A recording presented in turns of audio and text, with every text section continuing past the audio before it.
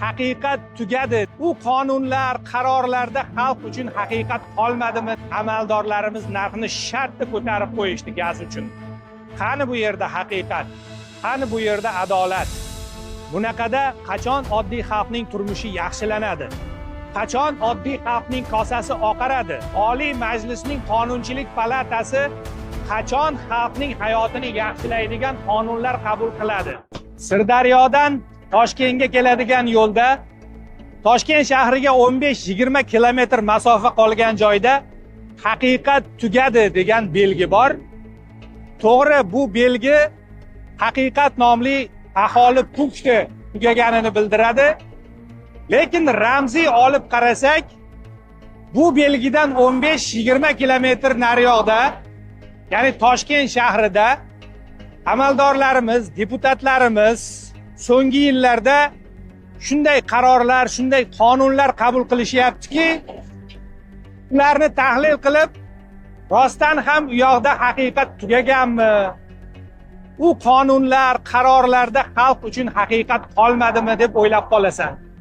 Qishning sovuq kunlarida necha soatlab, hattoki bir necha kunlab gazga navbatda turgan xalqimiz 1-2 oydan beri endi kunlar isib, ularning bag'riga oftob tegib, endi oilasi, bola chaqasi uchun pul ishlab olaman deganda amaldorlarimiz narxni shartda ko'tarib qo'yishdi gaz uchun. Qani bu yerda haqiqat? Qani bu yerda adolat? Bunaqada qachon oddiy xalqning turmushi yaxshilanadi? Qachon oddiy xalqning kosasi oqaradi? Deputatlarimiz esa qayoqqa qarashmoqda shu kunlarda? Nima ishlar bilan band ular? Oliy Majlisning Qonunchilik palatasi qachon xalqning hayotini yaxshilaydigan qonunlar qabul qiladi? 2025-yilning 1-may sanasidan kuchga kirgan gaz va elektr energiyasi uchun narx-navoning oshirilishiga O'zbekiston Respublikasi Vazirlar Mahkamasining 2024-yil 16-apreldagi yoqilg'i energetika sohasida bozor mexanizmlarini joriy etishning qo'shimcha chora tadbirlari to'g'risidagi 204 sonli qarori asos qilib keltirilmoqda. Bu narx oshirilishi sohadagi islohotlar doirasida amalga oshirilmoqda deyishmoqda amaldorlarimiz. Ammo shuni aytish kerakki, bu sohada qilinayotgan ishlar islohot emas, shunchaki narxning oshirilishi bo'lib qolmoqda. Taksichilik bilan ro'zg'or tebratuvchi hamyurtlarimiz tomonidan agar islohot, bozor iqtisodiyoti, bozor mexanizmlari degan narsalar faqat narx-navoning oshirilishi bo'lsa, jonga tegdi bunday islohotlar. Umuman kerak emas bunday narsalar degan gaplar ham bo'lmoqda. Chuqur o'rganib chiqilsa, energetika sohamiz tom ma'noda allaqachon islohot talab bo'lib qolgan. Eskirgan va chirigan infrastruktura va texnologiyalar. Undan tashqari, xuddi SSSR davridagi kabi barcha jarayonlarni amaldorlar boshqarishmoqda. Bitta farqi, sohadagi korrupsiya va o'g'rilik holatlari karrasiga ko'paygan.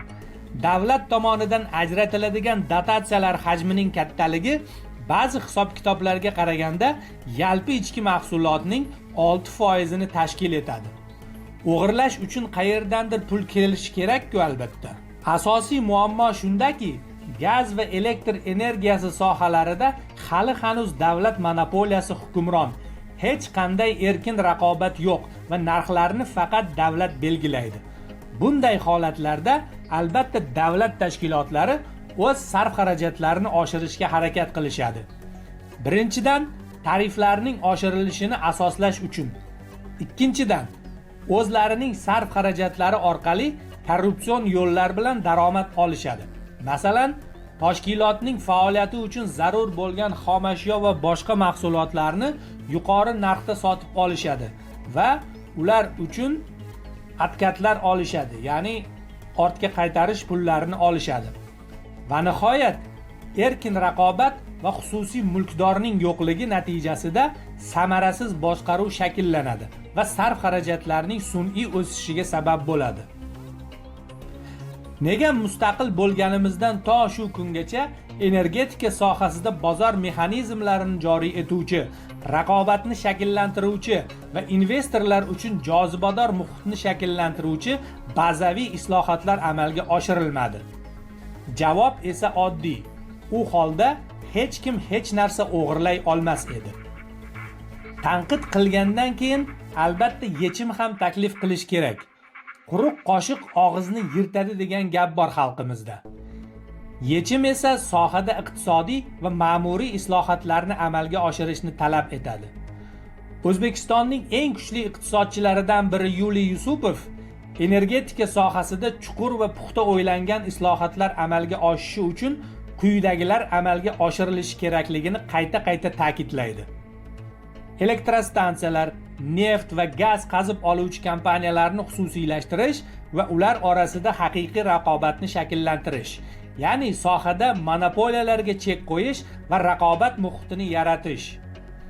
Energiya resurslarini sotish va sotib olish imkoniyatini yaratuvchi erkin bozorni yaratish. Elektr energiyasi importini liberallashtirish, ya'ni erkinlashtirish. Elektr va gazning chakana savdosi sohasida erkin raqobatni yaratish. Sohaning barcha ishtirokchilari uchun elektr energiyasi va gazni uzatish tizimlaridan teng huquqli foydalana olishlari uchun aniq va shaffof qoidalarni ishlab chiqish. Aynan shu masalalarda rivojlangan davlatlar tajribasini o'rganishimiz kerak albatta.